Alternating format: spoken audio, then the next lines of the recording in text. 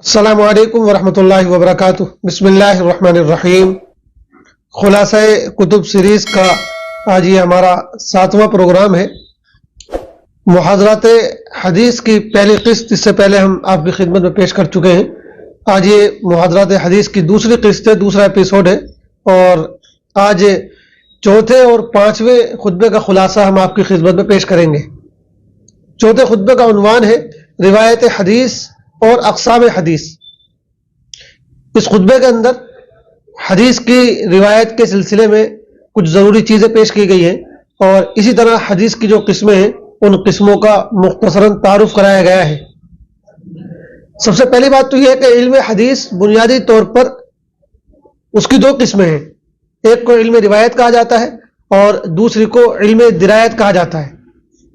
इल्म रिवायत से मुराद होता है कि हदीस की सनद की तहकीक, इसको हम कह सकते हैं हदीस की खारजी तहकीक, उसका खारजी नक़द। और दिरायत का मतलब होता है जो हदीस का असल मतन है उसकी तहकीक। तो एक तरीके से हम ये कह सकते हैं कि रिवायत का ताल्लुक सनद से है और दिरायत का ताल्लुक मतन से होता है। तो बुनियादी तौर पर ये दो किस्में होती हैं, इल्म रिवायत और इल्म दिरायत। जब कोई शख्स हदीस को रिवायत करता है, नकल करता है, सुनता है, तो दो इस्तिलाहें इस्तेमाल होती हैं। एक को कहा जाता है तहम्मुल और एक को कहा जाता है अदा। तहम्मुल का मतलब होता है हदीस को सुनना, हदीस को रिसीव करना, और अदा का मतलब होता है हदीस को डिलीवर करना, आगे पहुंचाना। तो हर शख्स जो भी हदीस का तालिब इल्म होता है वो अपने शेख से हदीसों को सुनता है, गोया कि तहम्मुल करता है, और फिर जब आगे उनको फॉरवर्ड करता है, डिलीवर करता है, तो उसके लिए बोला जाता है अदा करना, गोया के। तो ये दो इस्तिलाह है, तहम्मुल और अदा। हदीस का जो तहम्मुल है, यानी हदीस को जो सुनना है, रिवायत करना है, उसके लिए कई अल्फाज इस्तेमाल होते हैं, उसके कई तरीके होते हैं कि शागिर्द ने अपने शेख से हदीस को किस तरह सुना। हमारे मुहद्दिसीन ने अलग अलग कैटेगरी की है उसके लिए, तो सुनने का अंदाज अलग अलग होता है।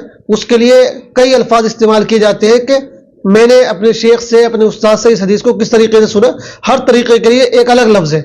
सबसे ऊंचा लफ्ज है समा। जब कहा जाए कि समय तू, मैंने सुना, यानी शेख ने हदीस पढ़ी और मैंने हदीस को सुना। दूसरा लफ्ज है क़िराअत, यानी मैंने उस्ताद के सामने हदीस पढ़ी और उस्ताद सुन रहे थे और उन्होंने मुझको इजाजत दे दी। तीसरा लफ्ज है इजाजत। इसका मतलब यह होता है कि शेख ने, उस्ताद ने या किसी भी मुहद्दिस ने जो है किसी खास आदमी को कुछ हदीसों की या किसी किताब की हदीसों की रिवायत करने की इजाजत दे दी हो। तो ये तीन ज्यादा इस्तेमाल होने वाले अल्फाज है और ज्यादा ऊंचे तरीके हैं हदीस को रिवायत करने के। नंबर 1 समा, नंबर 2 क़िराअत और नंबर 3 इजाजत। इसके अलावा और भी तरीके हैं हदीस को रिवायत करने के। उनमें एक है मुनावला और एक है मुकातबा, एक है वसीयत और एक है विजादा। तो ये 7-8 तरीके हैं जिस तरीके से हदीसों को नकल किया जाता है। फिर जो शख्स हदीस को रिवायत करता है, जिसको रावी कहा जाता है, उसके सिलसिले में भी मुहद्दिसीन ने कई शर्तें लगाई हैं। जब वो शर्तें पाई जाती हैं तो उसकी रिवायत काबिल कबूल होती है। उसी के एतबार से उसको जज किया जाता है, जांचा जाता है। तो हदीस के अंदर भी और रावी के अंदर भी मुख्तलिफ शर्तें लगाई जाती हैं। रावी के अंदर एक शर्त लगाई जाती है कि वो मुसलमान होना चाहिए, बिल्कुल वाज़ेह बात है। दूसरी शर्त है कि वो आदिल होना चाहिए। आदिल का मतलब ये कि उसका किरदार अच्छा हो, उसके अखलाक अच्छे हो, वो कोई गुनाह के काम में मुब्तला ना हो। इस तरह की चीजें जो है अदालत के अंदर आती हैं। और तीसरी चीज ये है कि वो समझदार हो, आकिल हो, नादान और बेवकूफ ना हो। और चौथी चीज ये है कि उसके अंदर जब्त की सिफत पाई जाए। यानी जब्त का मतलब होता है कि वो जो चीज सुन रहा है उसको वो अच्छी तरह महफूज कर ले और जब तक वो उसको सुनाता रहे, रिवायत करता रहे, उस वक्त तक वो उसके जहन में अच्छी तरह महफूज रहे। इसको जब्त कहा जाता है। फिर 3 चीजें और देखी जाती हैं। एक तो ये कि इत्तिसाल सनद, यानी सनद मुत्तसिल है कि नहीं मुत्तसिल है, यानी हर रावी ने अपने शेख से बराह रास्त सुना कि नहीं सुना है। तो ये ऐसा तो नहीं कि बीच में कोई इनकिदा हो गया हो और सनद की जो कड़ी है, चेन है, वो टूट गई हो, कोई कड़ी गायब तो नहीं है। इसको देखा जाता है, इसको इत्तिसाल सनद कहा जाता है। एक चीज देखी जाती है आदम शुजूज, यानी रिवायत के अंदर कोई शुजूजपन ना हो, रिवायत शाज ना हो। फिर इसमें बड़ी तफसीलात हैं। और एक आखिरी चीज देखी जाती है कि उसके अंदर कोई इल्लत ना पाई जाए। इल्लत का मतलब होता है कोई बारीक सी कमी, कमजोरी, बारीक सी कमजोरी जो आमतौर पर नजर नहीं आती है लेकिन जो माहिरीन होते हैं उनको नजर आ जाती है। तो ये 6-7 चीजें देखी जाती है किसी भी रिवायत के अंदर। इन्हीं चीजों की बुनियाद पर जितनी भी हदीसें हैं उनकी बुनियादी तौर पर 2 किस्में की गई हैं। ایک کو ہم مقبول کہتے ہیں اور ایک کو غیر مقبول. یعنی کچھ حدیثیں وہ ہیں جو مقبول ہیں، قابل قبول ہیں، اور کچھ حدیثیں وہ ہیں جو قابل قبول نہیں ہیں. پھر جو حدیثیں قابل قبول ہیں ان کی دو قسمیں ہیں، صحیح اور حسن. یعنی جس روایت کے اندر یہ جو ابھی شرائط پیچھے گنائی گئی، جتنے اعلیٰ درجے کی پائی جائیں گی شرائط، اسی کے اعتبار سے اس کا درجہ اتنا اونچا ہوگا. تو اس اعتبار سے مقبول روایت میں اگر شرائط اعلیٰ درجے کی ہے تو اس کو صحیح کہا جائے گا، اس میں کچھ کمی ہے تو اس کو حسن کہا جائے گا. تو مقبول روایت کی دو قسمیں یہ ہو گئی. اس کے علاوہ ضعیف جو روایتیں ہوتی ہیں ان کی بھی دو قسمیں ہیں. تو مقبول روایتوں کی دو قسمیں یہ ہو گئی، صحیح اور حسن. اسی طرح غیر مقبول جو ہوتی ہے، نامقبول، ان کی بھی دو قسمیں ہوتی ہیں، ضعیف اور موضوع. پھر اس کے بعد اس میں اور الگ الگ بہت ساری قسمیں ہو جاتی ہیں. چنانچہ پھر صحیح کی دو قسمیں ہوتی ہیں، صحیح لعینہ اور صحیح لغیرہ. اس کو صحیح لذاتہ اور صحیح لغیرہ بھی کہا جاتا ہے. اسی طرح پھر حسن کی بھی دو قسمیں ہو جاتی ہیں، حسن لذاتہ یا حسن لعینہ اور حسن لغیرہ. تو یہ چار قسمیں ہو گئی گویا کہ مقبول روایت کی. نمبر 1 صحیح لذاتہ، نمبر 2 صحیح لغیرہ، نمبر 3 حسن لذاتہ اور نمبر 4 حسن لغیرہ. پھر ان میں راویوں کی تعداد کے اعتبار سے کہ کتنے راوی حدیث کو نقل کرنے والے ہیں، اس کے اعتبار سے الگ تقسیم کی جاتی ہے. چنانچہ ایک قسم ہوتی ہے متواتر، جس کے نقل کرنے والے بہت بڑی تعداد میں ہو، جن کو شمار کرنے کی بھی ضرورت ہو. پھر متواتر میں کئی درجے ہوتے ہیں، یعنی کئی طرح کی متواتر ہوتی ہے. ایک متواتر باللفظ ہوتی ہے جس میں پورے الفاظ کو ایک بالکل یعنی سیم ٹو سیم منوان نقل کیا گیا ہو. ایسی ایک ہوتی ہے تواتر معنوی. ایک ہوتی ہے تواتر قدر مشترک، یعنی روایت تو بہت ساری ہے لیکن ان سب کا جو ہے لب لباب جو خلاصہ ہے وہ ایک ہی جیسا نکل رہا ہے، اس کو تواتر قدر مشترک بولتے ہیں. چوتھی چیز ہے تواتر طبقہ، یعنی کوئی چیز کسی خاص طبقے میں تواتر کے ساتھ نقل ہوتی چلی آ رہی ہو تو اس کو تواتر طبقہ کا نام دیا جاتا ہے. تو یہ پہلی قسم ہو گئی جس کے راوی بہت زیادہ ہوں، تواتر والی تعداد پائی جائے تو ایسی روایت کو متواتر کہا جاتا ہے. اس کے بعد دوسرا نمبر ہے مشہور کا، جس میں تعداد متواتر سے کچھ کم ہو. اور پھر تیسری قسم ہے جس کو خبر واحد کہا جاتا ہے. تو یہ تین قسمیں ہوتی ہیں تعداد کے اعتبار سے، راویوں کی تعداد کے اعتبار سے. پھر جو یہ خبر واحد ہے تیسری قسم، اس خبر واحد میں مختلف درجے ہیں.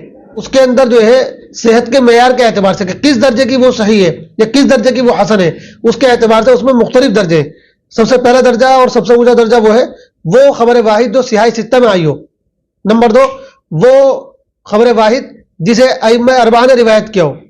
نمبر 3 جو متفق علیہ ہو. نمبر 4 جو صرف بخاری میں آئی ہو. نمبر 5 جو صرف مسلم میں آئی ہو. نمبر 6 جو شیخین کی شرائط کے مطابق ہو. نمبر 7 جو بخاری کی شرط کے مطابق ہو. نمبر 8 جو مسلم کی شرط کے مطابق ہو. نمبر 9 جسے بقیہ اصحاب سنن نے روایت کیا ہو. نمبر 10 جسے صرف امام نسائی نے روایت کیا ہو.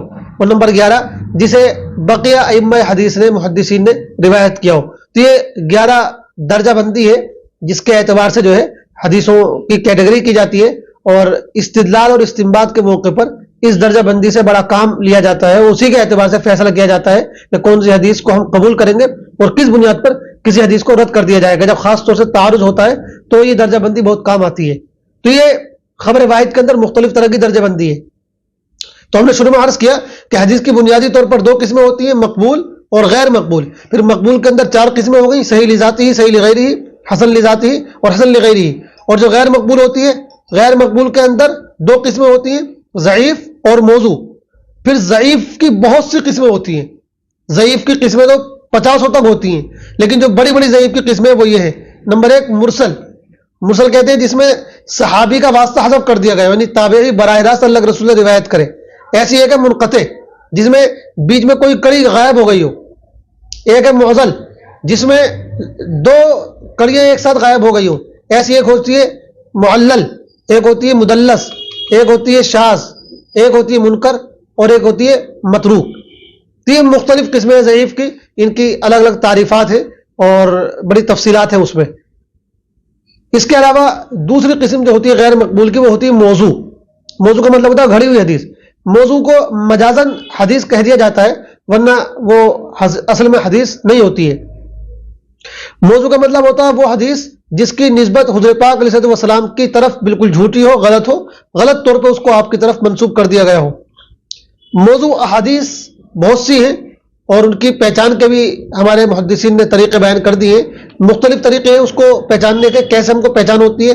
کبھی تو جو راوی ہوتا ہے، حدیث بیان کرنے والا، حدیث کو گڑھنے والا یا اس کو نقل کرنے والا، وہ خود بتا دیتا ہے، کبھی اس کے الفاظ بتا دیتے ہیں کہ الفاظ کے اندر جھول ہوتا ہے، کبھی وہ حدیث عقل اور مشاہدے کے بالکل خلاف ہوتی ہے، کبھی اس میں بے حیائی کی یا غیر اخلاقی چیزوں کی باتیں کی گئی ہوتی ہیں، اور کبھی ایسا ہوتا ہے کہ بہت معمولی چیز پر، معمولی سے عمل پر بہت بڑے اجر و ثواب کا وعدہ کیا گیا ہوتا ہے، بہت چھوٹی سی بات پر بہت بڑی دھمکی دی گئی ہوتی ہے، وہی سنائی گئی ہوتی ہے۔ اس طرح کی مختلف علامتیں جن کے ذریعے سے جو ہے موضوع احادیث کی پہچان ہو جاتی ہے۔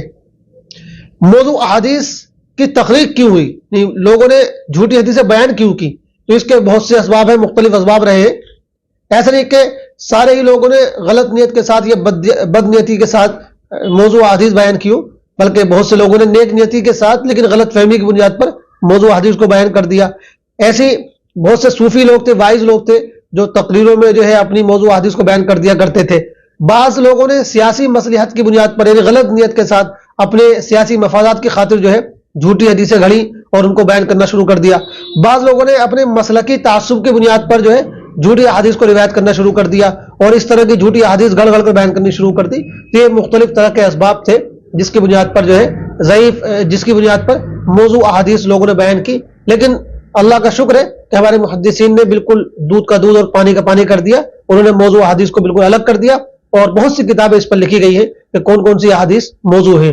تو یہ مختصر سا ایک تعارف تھا حدیث کی روایت کے سلسلے میں اور حدیث کی قسموں کے سلسلے میں جو اس چوتھے خطبے کے اندر کرایا گیا ہے۔ پانچواں خطبہ ہے علم اسناد اور رجال پر۔ علم اسناد اور رجال سے مراد یہ ہے کہ راویوں کے حالات کی تحقیق کے نتیجے میں جو علم سامنے آیا اس علم کو علم اسناد یا علم رجال کہا جاتا ہے۔ بالکل شروع میں صحابہ کے ابتدائی زمانے میں سند کی ضرورت پیش نہیں آتی تھی، بلکہ اللہ کے رسول علیہ السلام کی حدیثوں کو صحابہ کرام بغیر سند کے بیان کر دیا کرتے تھے، اور بالکل شروع میں سند کی ضرورت بھی نہیں تھی چونکہ صحابہ نے براہ راست اللہ کے رسول سے حدیثوں کو سن رکھا تھا۔ لیکن جیسے زمانہ آگے بڑھتا چلا گیا اور صحابہ دنیا سے چلے گئے، بہت تھوڑے سے باقی رہ گئے، تابعین کا زمانہ آیا، پھر تبع تابعین کا زمانہ آیا، تو تابعین کے زمانے تک بھی اس کی بہت زیادہ ضرورت نہیں تھی، لیکن بہرحال اس کا سلسلہ شروع ہو چکا تھا۔ لیکن خاص طور سے بڑے تابعین کے بالکل آخری دور میں جب تبع تابعین کا زمانہ تھا، اس زمانے میں سند کی ضرورت پیش آئی، اور پیش اس وجہ سے آئی کہ چونکہ محدثین کا ایک خاص مقام ہوتا تھا، ان کی ایک عظمت ہوتی تھی، تو بہت سے لوگوں نے جو ہے اپنی طرف سے ایسے ہی جو ہے حدیثیں بیان کرنی شروع کر دی، جن کا بھی پیچھے بھی ذکر گزرا کہ موضوع حدیث لوگوں نے بیان کرنی شروع کر دی، تو سچی اور جھوٹی ہر طرح کی حدیثیں بیان کرنی شروع کر دی۔ تو پھر ان سے پوچھا جانے لگا بھائی تم جو حدیث بیان کر رہے ہو تم نے کس سے سنی ہے؟ تو اس طرح جب کوئی شخص حدیث بیان کرتا تو جو بڑے محدثین تھے، بڑے تابعین تھے، وہ اس کے اوپر تحقیق کرتے، دیکھتے کہ وہ کیسا شخص ہے، بھروسے کے لائق ہے کہ بھروسے کے لائق نہیں ہے۔ حضرت سفیان ثوری رحمۃ اللہ علیہ فرماتے ہیں کہ جب لوگوں نے جھوٹ بولنا شروع کر دیا تو پھر ہم نے ان کے لیے تاریخ کو استعمال کیا۔ تاریخ سے مراد یہ کہ ہم نے حالات کی تحقیق کی۔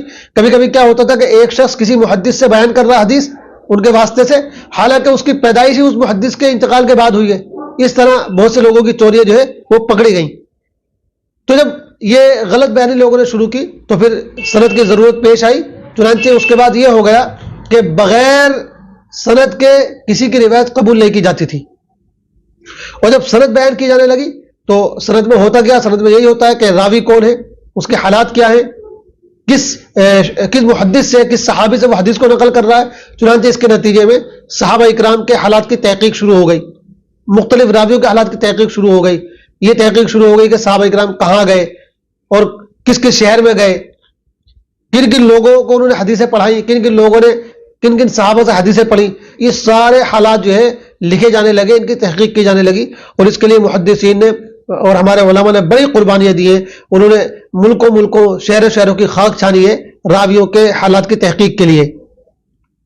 اسی طرح جب راویوں کے حالات کی تحقیق کی جاتی تھی اور راوی حدیث کو نقل کرتے تھے تو اس کا بھی اہتمام کیا جاتا تھا کہ حدیثوں کو باللفظ نقل کیا جائے، یعنی جو الفاظ بیان کی جا رہے ہیں انہی الفاظ کو نقل کیا جائے، ان کا مفہوم ادا کرنے سے حتی الامکان گریز کیا جائے، لیکن چونکہ اس کے بغیر چارہ کار بھی نہیں تھا تو محدثین نے روایت بالمعنی کی اجازت بھی دی ہے، لیکن اس کے لیے کچھ شرطیں لگا دی گئی ہیں کہ اگر کوئی مفہوم نقل کر رہا ہے، حدیث کا مفہوم بیان کر رہا ہے تو اس کے اندر یہ شرطیں پائی جانی چاہیے۔ بہرحال تو اس طرح راویوں کے حالات کی تحقیق ہوتی چلی گئی، راویوں کے نام آتے چلے گئے، ان کی تحقیق کی جاتی رہی اور ایک اچھا خاصا مواد جمع ہو گیا اور اس پر بہت سی کتابیں تیار ہو گئیں۔ سب سے پہلے جو یہ کام شروع کیا تھا یہ حسن بصری رحمۃ اللہ علیہ اور علامہ ابن سیرین نے شروع کیا تھا، اس کے بعد پھر باقاعدہ اس پر کتابیں لکھی گئی۔ تو سب سے پہلے صحابہ اکرام کے حالات پر کام ہوا اور ان کے اوپر کتابیں لکھی گئیں کہ وہ کہاں گئے، کس کس شہر میں گئے، کس کس سے ان کی ملاقات ہوئی۔ چنانچہ اس کے اعتبار سے محدثین نے صحابہ کے مختلف طبقے قرار دیے، یعنی جیسے ایک کبار صحابہ کا، ایک متوسطین صحابہ کا اور ایک جو ہے چھوٹے صحابہ کا، صغار صحابہ کا، اس اعتبار سے مختلف طبقے قرار دیے گئے تاکہ اگر کوئی شخص کسی مان لیجیے بڑے صحابی سے روایت کر رہا ہے، کبار صحابہ میں سے کسی سے نقل کر رہا تو یہ دیکھا جائے گا کہ کبار صحابہ کے وقت تم موجود تھے کہ موجود نہیں تھے، تو اس اعتبار سے طبقہ بندی کر دی گئی، درجہ بندی کر دی گئی۔ چنانچہ طبقات پر بہت سی کتابیں لکھی گئی۔ سب سے پہلے جس نے کتاب لکھی وہ ابن سعد ہے، جن کی کتاب طبقات ابن سعد کے نام سے مشہور ہے، جو تقریباً 12-13 جلدوں میں ہے۔ اس کے بعد یحییٰ ابن معین نے بھی ایک کتاب لکھی اور علی ابن مدینی نے بھی ایک کتاب لکھی، لیکن ان کے علاوہ سب سے زیادہ جن کا کام مشہور ہوا اور جنہوں نے بڑے پیمانے پر یہ کام کیا وہ امام بخاری رحمۃ اللہ علیہ، جنہوں نے 2 کتابیں لکھی، التاریخ الکبیر اور التاریخ الصغیر۔ یہ تاریخ عام ہسٹری کے معنی میں نہیں ہے بلکہ ہے راویوں کے حالات کے اوپر یہ دونوں کتابیں ہیں، اس معنی میں یہ تاریخ ہے۔ پھر ایسے معلومات جمع ہوتی رہی راویوں کے بارے میں، ان کے حالات جمع کیے جاتے رہے، اس میں بہت ساری چیزیں آ جاتی ہیں، کب پیدا ہوئے، کس شہر میں پیدا ہوئے، کن کن شہروں کو انہوں نے سفر کیا، کون کون ان کے اساتذہ ہیں، کون کون ان کے شاگرد ہیں، تو یہ مختلف حالات جو ہے اس علم کے ذریعے جمع کیے جاتے رہے۔ پھر جب اس میں مختلف تفصیلات پیدا ہو گئی تو باقاعدہ پھر ضعیف راویوں پر الگ کتابیں لکھی گئیں، ثقہ راویوں پر الگ کتابیں لکھی گئیں۔ چنانچہ ضعیف راویوں پر الگ سے بہت سے لوگوں نے کتابیں لکھی۔ امام بخاری نے کتاب الضعفاء الصغیر لکھی، امام نسائی نے بھی ایک کتاب لکھی کتاب الضعفاء المتروکین، اسی طرح دارقطنی نے بھی کئی کتابیں لکھی اور علامہ ابن عبد البر نے التمہید کے اندر جو ہے موطا کی اسانید پر بحث کی، اور اس طرح مختلف لوگوں نے ان موضوعات پر کتابیں لکھی۔ 5ویں صدی ہجری تک جو ہے یہ ساری معلومات جمع ہو چکی تھی۔ پھر اس کے بعد جو ہے مرتب اور منقع انداز میں کام شروع کیا گیا۔ چنانچہ امام بخاری نے کتاب الضعفاء الصغیر لکھی، امام نسائی کی بھی ایک کتاب ہے کتاب الضعفاء المتروکین، اسی طرح دارقطنی نے بھی کئی کتابیں لکھی اور بھی لوگوں نے اس موضوع پہ کتابیں لکھی۔ جب 4ویں صدی ختم ہو گئی اور 5ویں صدی گویا کہ چل رہی تھی تو 5ویں صدی آتے آتے جو ہے یہ ساری معلومات جمع ہو گئی۔ پھر اس کے بعد اس معلومات کو سامنے رکھ کر منقع اور مرتب انداز میں نئے مجموعے تیار کیے گئے، جن میں سب سے پہلی کتاب عبد الغنی مقدسی کی الکمال فی اسماء الرجال ہے۔ پھر اس کے بعد اسی کتاب کو سامنے رکھ کر حافظ مزی نے تہذیب الکمال لکھی۔ پھر اس کے بعد حافظ مغلطائی نے حافظ مزی کی اس کتاب کا تکملہ اور ضمیمہ لکھا۔ حافظ مزی کی تہذیب الکمال 12 جلدوں میں تھی، پھر حافظ مغلطائی نے 13 جلدوں میں یہ کتاب لکھی اور اس کا نام اکمال الکمال لتہذیب الکمال رکھا۔ پھر اس کے بعد علامہ ذہبی نے حافظ مغلطائی کی کتاب کی تہذیب کی اور انہوں نے تہذیب الکمال اس کا نام رکھا۔ پھر اسی کو سامنے رکھ کے حافظ ابن حجر نے تہذیب التہذیب تیار کی اور پھر انہوں نے ہی تہذیب التہذیب کا 2 جلدوں میں خلاصہ تیار کیا جس کا نام انہوں نے تقریب التہذیب رکھا۔ تو اس طرح راویوں کے حالات پر مختلف انداز میں یہ کام ہوتا رہا۔ پہلے معلومات جمع کی گئی اور پھر بعد میں چل کر جو ہے اس کی ترتیب اور تنقیح کا کام انجام دیا گیا اور بہت سی کتابیں اس طرح تیار کی گئیں۔ صحابہ اکرام کے تذکرے پر الگ بالکل کتابیں تیار کی گئیں۔ بہت سی کتابیں تو وہ تھیں جن میں صحابہ کا اور دیگر راویوں کا تذکرہ ایک ہی جگہ تھا، وہ راویوں کے اعتبار سے تذکرہ کیا گیا تھا، اس میں صحابہ یا غیر صحابہ کی تفریق نہیں کی گئی تھی۔ لیکن بہت سی کتابیں ایسی بھی لکھی گئی جو صرف صحابہ کرام کے تذکرے پر مشتمل تھی، ان میں غیر صحابہ کا تذکرہ نہیں کیا گیا تھا۔ ان میں حافظ ابن عبد البر کی کتاب ہے، حافظ ابن حجر کی کتاب ہے اور علامہ ابن اسیر کی اسد الغابہ ہے اور ابن سعد کی جو طبقات ہے اور اس طرح کی کچھ کتابیں ہیں جو صرف صحابہ کے تذکرے پر مشتمل ہیں۔ اسی طرح رجال کے موضوع پر ایک بہت ضخیم اور بڑی عالی شان کتاب ہے جو حافظ ابن عساکر کی ہے، جس کا نام تاریخ دمشق ہے۔ تقریباً 80 سے بھی زیادہ جلدوں میں وہ چھپی ہے اسی طرح خطیب بغدادی کی ایک کتاب ہے جو تاریخ بغداد کے نام سے ہے. تو یہ جو مختلف معلومات ہمارے سامنے آئی، اس سے یہ اندازہ ہوا کہ محدثین نے راویوں کے حالات کی تحقیق کے لیے کیسی محنتیں کی، کیسی قربانی انجام دی، اور کتنی باریکی کے ساتھ انہوں نے ایک ایک راوی کے حالات کو جو ہے ہمارے سامنے لانے کی کوشش کی. یہی وجہ ہے کہ تقریباً 5 سے 6 لاکھ راویوں کے حالات آج محفوظ ہیں. ہم ان حالات کی بنیاد پر یہ دیکھ سکتے ہیں، فیصلہ کر سکتے ہیں کہ کون سا راوی کس درجے کا ہے. پھر اس کے بعد ایک مرحلہ بھی آگے کا ہے کہ جب یہ سارے حالات جمع ہو گئے تو ان حالات کے ساتھ ساتھ پھر کون سا راوی کس درجے کا ہے، اس پر باقاعدہ الگ سے محنت کی گئی ہے اور اس پر باقاعدہ الگ سے کتابیں لکھی گئی ہیں، اور اس کا نام ہے فن جرح و تعدیل، جس پر انشاءاللہ اگلے خطبے میں بحث کی گئی ہے. آج ہم یہیں پر اکتفا کرتے ہیں. والسلام علیکم ورحمۃ